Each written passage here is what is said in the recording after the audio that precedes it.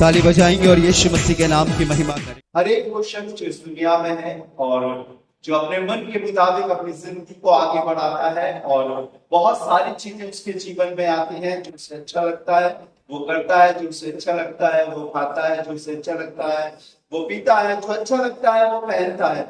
लेकिन उस जिंदगी के अलावा भी जब हम खुदावंद यीशु मसीह में आ जाते हैं, प्रभु में अपने जिंदगी की शुरुआत करते हैं, तो बहुत सारी चीजें प्रभु के वचन में एक विश्वासी के जीवन के लिए दी गई है। वो प्रत्येक सीमा को लांघ नहीं सकता, हर एक हद को वो क्रॉस नहीं कर सकता है। बाउंडेशन उसके जीवन में आती है, लिमिट उसके जीवन में आती है और उसे अपने जीवन में वही कार्य करना होता है जो प्रभु के वचन में लिखा है। भला होता कि वो प्रभु के नाम से ना जाना चाहता या उसके पास ना आता है या वो अपने मन के मुताबिक जिंदगी जीता, लेकिन जब वो प्रभु के पास आ गया है, उसने अपना जीवन प्रभु को सौंप दिया है, तो परमेश्वर के कलाम के अनुसार हर एक उस विश्वासी के लिए जो प्रभु के पास आता है, उसके लिए एक दायरा, एक सीमा बांधी गई है कि तुम उसे क्रॉस नहीं कर सकते, उस लिमिट को, उस हद को लांघ नहीं सकते। तुम्हें वो करना है जो परमेश्वर के वचन में लिखा है। एक विश्वासी बेटी, एक विश्वासी स्त्री, एक विश्वासी माँ, एक विश्वासी बहू, एक विश्वासी आदमी, एक विश्वासी लड़का, प्रत्येक वो जो प्रभु के पास आ गए हैं और कहीं ना कहीं प्रभु के भवन के खुदा की कलीसिया के हिस्सेदार हैं, वो अपने मन के अनुसार नहीं जी सकते। जब प्रभु ने इंसानों को बनाया तो उसने वहां भी एक हद बांधी कि सब कुछ तुम्हारा है, लेकिन तुम इस फल को मत खाना। जब एक इंसान प्रभु के पास आता है, बैप्टिज्म लेता है, बपतिस्मा लेता है, उसे ग्रहण करता है, उसे अपना उद्धार करता मानता है, तो प्रभु के दास उसे शिक्षा देते कि बेटा सुनो, अब तुम बैप्टिज्म ले रहे हो, अब तुम्हारी लाइफ वैसी नहीं होगी जैसा तुम जी रहे थे, अब तुम्हें इस दायरे में, इस सीमा में रहना पड़ेगा। एक बेटी जब तक अपने पिता के घर में रहती है, उसकी शादी नहीं होती है, शायद वो अपने मन के अनुसार जीती है, लेकिन तब भी उसके माँ बाप उसे बोलते हैं बेटी ये मत करना, ये मत करना, ये मत करना। लेकिन जब उसकी शादी हो जाती है तो उसके ससुराल का एक दायरा होता है, जब वो एक बहू बन जाती है तो एक दायरा होता है कि तुम्हें ऐसे करना, ऐसे करना, अपने बड़ों का आदर करना, तुम्हें हमेशा पहले उठना, सबका सम्मान करना, सारी चीजें करना, एक सीमा बांधी जाती है। और विदाउट फाउंडेशन, मैं आपको बताऊं, विश्वास से सुरक्षित नहीं है। एक दिन जब परमेश्वर यहोवा के सामने शैतान आया तो उसने पूछा कि तू कहां से आता है? तो कहता मैं डोलता डालता घूमते फिरते आता हूं। तो परमेश्वर यहोवा ने कहा क्या तूने मेरे दास अय्यूब पर दृष्टि की है? उसने कहा हाँ की है। तूने उसे बढ़ाया है, उसके हाथों के कामों को आशीषित किया है।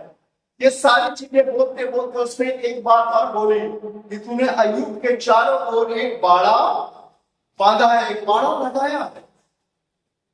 एक बार जानिए खुदा के लोगों, जब हम प्रभु के पास आ गए हैं, हम कहीं से भी क्यों ना आए, हम हमारा बैकग्राउंड कुछ भी क्यों ना हो, लेकिन जब हम सत्य परमेश्वर के पास आ गए हैं तो हमारे चारों ओर विश्वास करने के द्वारा खुदा का कलाम बताता है कि एक बाड़ा बांधा जाता है। विश्वास करने वाली प्रत्येक आत्माओं के साथ खुदा का फरिश्ता होता है। और शायद जो कई बार हमारी आंखों से नजर नहीं आता है, कई बार हमारी सोचों में नहीं आता है, लेकिन विश्वास खुदा के लोगों, शायद आपने ना किया हो, लेकिन बहुत से लोग आपके लिए प्रार्थना कर रहे हैं। शायद आपने एहसास ना किया हो, लेकिन जो खुदा के सच्चे विश्वासी हैं वो आज भी एहसास करते हैं कि मेरे चारों ओर खुदा का बाड़ा है। यिर्मयाह लिखता है हम मिट नहीं गए, ये यहोवा की महाकरुणा का फल है, क्योंकि उसकी दया अमर है। हमारे काम अच्छे नहीं थे, हमारा जीवन अच्छा नहीं था, हम मन के अनुसार जीते थे, लेकिन परमेश्वर ने किसी ना किसी की दुआओं को सुनकर, शायद आपके भाई बहन, आपके माँ बाप, आपके रिश्तेदार हो सकते हैं, आपके पासवान हो सकते हैं, पास्टर हो सकते हैं, खुदावंद ने एक बाड़ा लगाया है, खुदावंद ने एक सीमा बांधी है। और आपको मालूम है शैतान इस ताक में रहता है। पहले हदीस की किताब बताती है वो तो गरजने वाले सिंह की ना इस ताक में रहता है कि किसको फाड़ खाए। जैसे हमने उस लिमिट को, उस दायरे को क्रॉस किया, शैतान हम पर हावी होता है। लेकिन जब तक हम उस फाउंडेशन में, उस बाउंड्री में रहते हैं,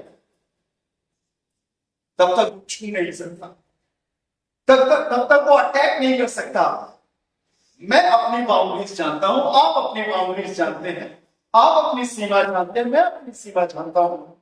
और हमें कई बार ये एहसास भी होता है कि हम लिमिट क्रॉस कर रहे हैं। शायद हमें जो दायरा दिया गया, जो सीमा दी गई, हम उसे क्रॉस कर रहे हैं, और कई बार हम जानबूझकर उस काम को करते हैं, लेकिन कई बार हमसे अनजाने में हो जाता है। लिमिट, दायरा या कहूं हद, कि हर एक शख्स के जीवन में है, और खासतौर से उस शख्स के जीवन में जो प्रभु के पास आ गया है। पढ़िएगा, एक आयत बहुत अच्छी है, खुदा के कलाम से मुझे बहुत सुंदर लगती है, प्रभु के वचन की इस आयत को जो आपको मिलेगी दूसरा कुरिन्थियों की किताब में है, एक बार आप पढ़ सकते हो। दूसरा कुरिन्थियों और उसका 10वां अध्याय, उसके 13वें पद से पढ़िएगा। जो भी पढ़ सकता है भाई बहन पढ़े। हम तो सीमा से बाहर घमंड कदापि न करेंगे। यहाँ एक शब्द आया, हम तो सीमा से बाहर घमंड कदापि ना करेंगे। आपने यिर्मयाह में पढ़ा होगा कि धनवान अपने धन पर, वीर अपनी वीरता पर, और बुद्धिमान अपनी बुद्धि पर घमंड ना करे। अगर वो घमंड करे तो इस बात पर करे कि वो परमेश्वर यहोवा को जानता है। जी दीदी आगे बढ़िएगा। जो परमेश्वर ने हमारे लिए ठहरा दी है, हाँ, और उसमें तुम भी आ गए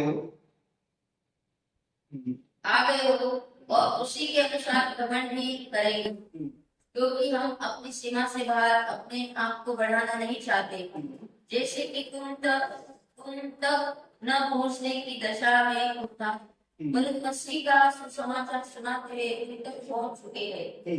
हम सीमा से बाहर दूसरों के परिश्रम पर घमंड नहीं करते, परंतु हमें आशा है जो तुम्हारा विश्वास बढ़ता जाएगा, जो हम अपनी सीमा के अनुसार तुम्हारे कारण और भी बढ़ते जाएंगे। एक वर्ड बार बार यहाँ पर पौलुस लिख रहा है, और वो है एक लिमिट, एक सीमा। खुदा को परमेश्वर पक्षपाती नहीं, निर्दयी नहीं, लिखा है वो जानबूझकर किसी को कष्ट नहीं देता। उसने दुआ में भी ये सिखाया है कि हम दुआ में बोलो कि हमें परीक्षा में ना डाल। वो कभी किसी को कष्ट नहीं देता, ना कभी किसी को अपने मन से उतारता है। लेकिन अगर मनुष्य के जीवन में प्रॉब्लम आती है तो उसका कारण कहीं ना कहीं मनुष्य स्वयं होता है। याकूब की पत्री पहला अध्याय 14वां पद बताता है, प्रत्येक मनुष्य अपनी ही अभिलाषा में पढ़कर, खिंचकर, लिखा है परीक्षा में पड़ता है। और जब अभिलाषा बढ़ जाती है तो पाप को जन्म देती है, या गर्भवती होती है तो पाप को जन्म देती है। और जब पाप बढ़ जाता है तो मृत्यु को उत्पन्न करता है। एक लिमिट है। हर माँ बाप अपने बच्चे को कहते हैं, बेटा ये मत करना, ये मत करना, ये मत करना, ये मत करना। वैसे हमारा पिता भी हमसे प्रेम करता है। बाइबल में लिखा है इब्रानियों उसके 7वें अध्याय में कि उसने यदि तुम्हें पुत्र बनाया है तो तुम्हें निर्देश भी देता है, घोड़े भी लगाता है, और यदि तुम पुत्र ना होते तो वो तुम्हारी कोई भी तंबी ना करता या उठाना ना देता। लेकिन अगर उसने पुत्र बनाया है और हम उसकी संतान है तो वो हमें सिखाएगा कि ये कर, ये नहीं कर, ये कर, ये नहीं कर। लेकिन कई बार हम अपने जीवनों में इस बात को भूल जाते हैं कि हम लिमिट क्रॉस कर रहे हैं। हम यहाँ पर भी काम कर रहे हैं, हमारे ऊपर बड़े लोग हैं, हमारे ऊपर जिम्मेदारियां हैं, और हमें बताया गया है कि ये काम करना है। एक स्टाफ नर्स डॉक्टर का काम नहीं कर सकते, एक लैब टेक्नीशियन सर्जन का काम नहीं कर सकते, ये करने वाला ये नहीं कर सकता। एक लिमिट, एक दायरा है। लेकिन खुदा के लोगों, अगर परमेश्वर हमारे साथ साथ चलता, हमें नजरों से नजर आता, तो शायद हम भय का जीवन जीते। लेकिन परमेश्वर ने हमें मन की स्वतंत्रता दी है, और अपने कलाम में उसने निर्देश दिया कि मेरे बेटे, मेरी बेटी की मत करना। अगर उसने बालाम को ठहराया था तो इसलिए नहीं ठहराया था कि वो श्रापित बातें बोले, लेकिन बालाम को ठहराया था तो इसलिए ठहराया था कि वो इस्राएलियों को आशीष दे, आशीर्वाद दे। लेकिन उसने लिमिट क्रॉस कर दी और लालच में आकर इसराइलियों को श्राप देने के लिए जाने लगा। और बहुत सारे ऐसे लोग हैं जो जान ही नहीं पा रहे हैं उनका प्रॉब्लम का कारण क्या है। इंसान अपने पेट से ज्यादा नहीं खा सकता, उसने इतना इकट्ठा कर रखा है जैसे हजारों वर्ष जमीन पर जिंदा रहना है, पल भर की जिंदगी के लिए नहीं मालूम है। और वचन बताता है तुम परमेश्वर और धन दोनों की सेवा नहीं कर सकते। एक लिमिट है, एक दायरा है हर चीज का विश्वासी के लिए। हाँ, अगर हम संसार में होते तो बाइबल में लिखा है तुम अन्य जातियों के समान है तो तुम्हारा क्या फायदा। लिखा है अगर कोई कलीसिया में पाप करे तो उसे अकेले में समझा दे, दो लोगों में समझा दे, कलीसिया में समझा दे, और अगर ना माने उसे अन्य जाति के समान छोड़ दे। एक लिमिट है, एक दायरा है। शायद आपको मालूम होगा खुदा के कलाम में लिखा है जब खुदावंद ने यहोशू से कहा कि तुम इस बड़े नगर यरीहो पर चढ़ाई करो, तो एक पूरी नियमावली खुदा ने बताई, एक दायरा, एक सिस्टम बताया कि तुम इस बड़ी यरीहो की दीवार जो बहुत चौड़ी है, जिस पर दो रथ आमने सामने दौड़ सकते हैं, तुम अपनी ताकत और बल से फतेह प्राप्त नहीं कर सकते हो, लेकिन मेरी बनाई हुई बताई हुई योजना के अनुसार तुम करना।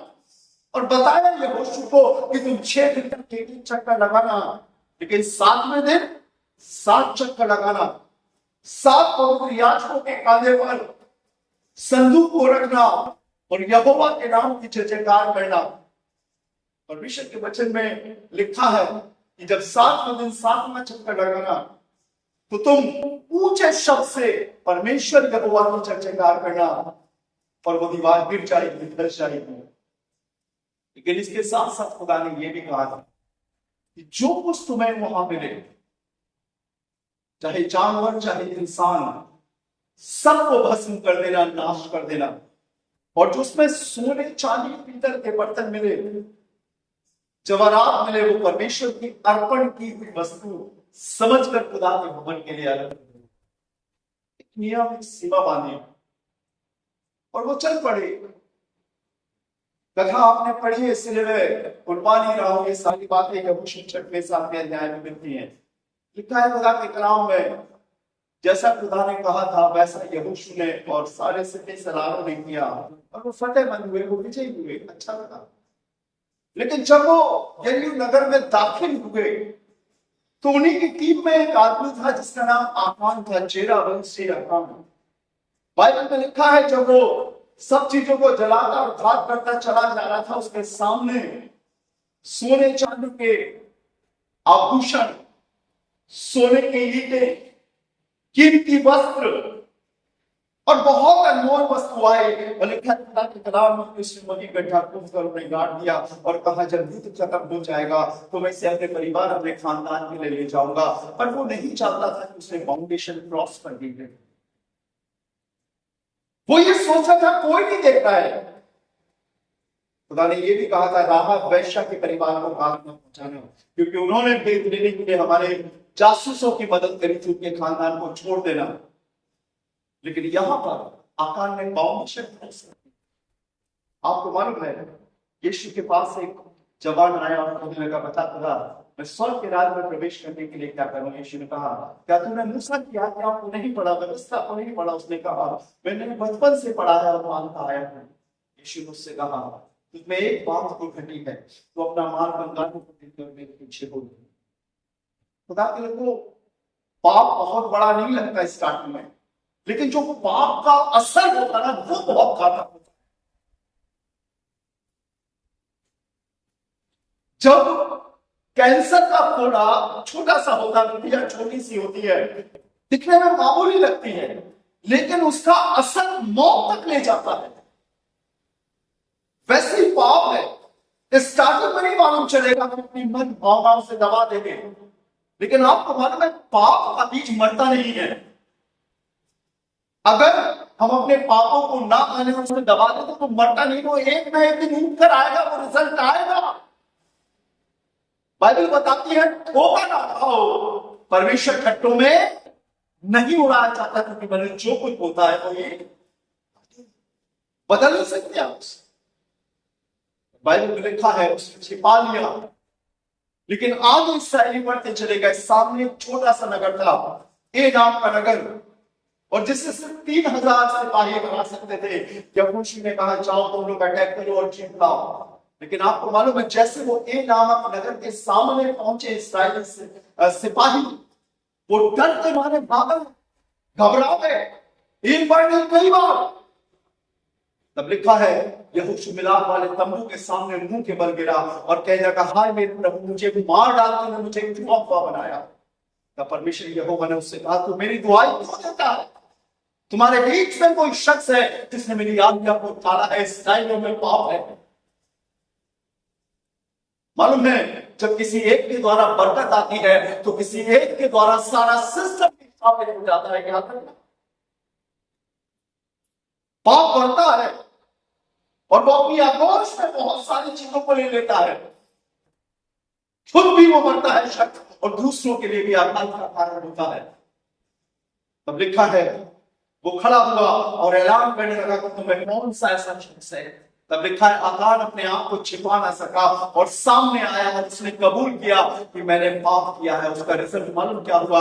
बाइबल में लिखा हुआ है आकान के गाय बैल ऊंट पति पत्नी बच्चे पूरे घराने को पथरवा करके मार डाला। सिर्फ यही था कि एक शख्स ने बाउंडेशन क्रॉस कर ली थी, एक लिमिट क्रॉस कर ली थी। खुदा का कलाम बताता है रोज दुआ करना, ऐ खुदावंद मुझे रोज की रोटी दे। याकूब के पुत्र याकूब ने प्रार्थना करी मुझे इतना गरीब भी मत बनाना कि मुझे किसी के आगे हाथ फैलाना पड़े, और मुझे इतना धनवान भी मत बनाना कि जब मेरे पास सब कुछ हो तो मैं तुझे भूल जाऊं। हाँ, संसार में जब हम थे तो हम लालसा कर सकते थे, लेकिन अगर हम यीशु मसीह में आ गए तो हमारे मन के चारों ओर एक सीमा बांध दी गई, एक बाउंडेशन है, और अगर हम उसे क्रॉस करेंगे तो हम मारे जाएंगे। क्योंकि शैतान तो ताकत नहीं है कि आप क्रॉस करो और मैं तुम्हें हला करूंगा। लिखा तुम तो भली भांति दौड़ रहे थे, तुम्हें किसने रोक दिया? कोई झूठ, कोई पाप, कोई गाली, कोई बुरी चीज, सब में रोक दिया। शायद हमने बाउंडेशन क्रॉस कर ली है और इसी के कारण आज हम पाप में पड़े हैं और हमें समझ में नहीं आ रहा कि हम क्या। रावण यीशु ने कहा यदि तुम अपने पापों को मान लो मैं तुम्हें तुम्हारे सारे अधर्म से शुद्ध करने में विश्वास होगी। और आज उसके लहू में ताकत है, वो कुव्वत है जो माफ करने की ताकत रखता है। बनिस्बत इस बात के कि वो शख्स कहे कि आई एम सिनर, मैं गुनहगार हूं, मुझे माफ। जब वो क्रूस पर लटके हुए कुकर्मी को जिसने बहुत बहुत बहुत गुनाह किए थे कह सकता है कि आज तो मेरे साथ स्वर्गलोक में होगा, तो मैं सोचता हूं कि दुनिया का कोई भी बंदा ऐसा नहीं है जो इस बात को कहे और खुदावंद यीशु मसीह से माफ ना करे। करेगा माफ, क्योंकि उसके खून में इतनी कुव्वत, इतनी ताकत है। हमें देखना पड़ेगा मेरी कहां का। आइए भैया बंद करें प्रार्थना, अपने खुदा से कहें प्रभु मुझे सिखा, मेरे मन की आंखों को खोल। कहीं मैं बाउंडेशन को क्रॉस नहीं कर रहा हूं, कहीं मैं हद तो नहीं लांघ रहा हूं। प्रभु मुझे अपने दायरे में, अपनी निगाह में बनना। प्यारे प्रभु मैं आपका शुक्रगुजार हूं आज के सच्चे दिन के लिए। शुक्रगुजार हूं प्रभु कि आपने हमें इस योग्य बनाया कि बोल को हम आपकी दुहाई दे सकते हैं, प्रार्थना कर सकते हैं। प्रभु मैं फिर एक बार प्रार्थना करता हूँ तेरा वचन हर सुनने वालों के लिए आशीष का कारण हो। तेरा वचन हर एक शख्स को ऐसी तकफियत, ऐसी रहनुमाई नायक करे प्रभु कि हम एहसास कर सके कि हम कैसे जिंदगी जी रहे हैं। तेरा कलाम हमारे लिए फाउंडेशन है, तेरी रूह हमारे लिए एक हद है, हम उसके बाहर कुछ नहीं कर सकते। प्रभु हम आपसे प्रार्थना करते हैं तेरे लोगों को तेरे वचन के अनुसार जीने की ताकत दे। आज के दिन हर एक की अगुवाई करना। मैं फिर एक बार अपने हॉस्पिटल के लिए प्रार्थना करता हूँ, अपनी दया अपने और सब कुछ अपने नियंत्रण और ठीक करके रखना। अपने स्टाफ के भी, स्टूडेंट्स के लिए प्रभु, डॉक्टर्स के लिए दामन, सबको आपके हाथों में सौंपता हूं। हर एक के परिवार को मेरे हाथों में सौंपता हूं, हर एक की अगुवाई और रक्षा। फिर एक बार प्रभु भैया को एनसी9 को काम करने वाले हर एक शख्स को प्रभु मैं आपके गलों को छिपाता हूँ। खुदा तुम तो दयालु है, अनुग्रहकारी है, तेरा काम प्रकट होने पर है, परंतु आने वाला है। हम सबको अपने लिए तैयार करेंगे। मुझे ये परीक्षाएं प्रभु हमें गिराने ना पाए, लेकिन प्रभु हम सतर्क होकर अपने पापों को मानकर एक नई जिंदगी जीना शुरू करें, ताकि आसमान से हमारे लिए अनुग्रह उड़ेगा जाए और हम सब तक हरे की मदद और सहायता करना। पूरे दोनों कैंपस को आपके लोगों में छिपाता हूँ प्रभु, अनैतिक और दुष्ट लोगों से इनकी रक्षा करना प्रभु, और अपने में अगुवाई करना। जो जिंदगी दी है प्रभु तेरी तंदुरुस्ती में गुजर सके और तेरी महिमा करने वाले सारा जलाल सारी महिमा आपको बताइए और खुदावंद यीशु के नाम से मांगते हैं, आमीन। हे हमारे पिता तू जो स्वर्ग में है, तेरा नाम पवित्र माना जाए, तेरा राज्य आए, तेरी इच्छा जैसे स्वर्ग में पूरी होती है इस पृथ्वी पर भी हो। हमारे प्रतिदिन की रोटी आज मिलती है, जिस प्रकार हम अपने अपराधों को क्षमा करते हैं, तू भी हमारे अपराधों को क्षमा कर, हमें परीक्षा में न डाल परंतु बुराई से बचा, ये राज्य सदा तेरे लिए, आमीन। और अब हमारे खुदावंद यीशु मसीह का फजल, खुदा बाप की मोहब्बत और पापों की रिफाकत शरफ हमें से हर एक संग अब से लेकर हमेशा तक होते हैं। Praise the Lord. प्रभु आपको बहुत अच्छा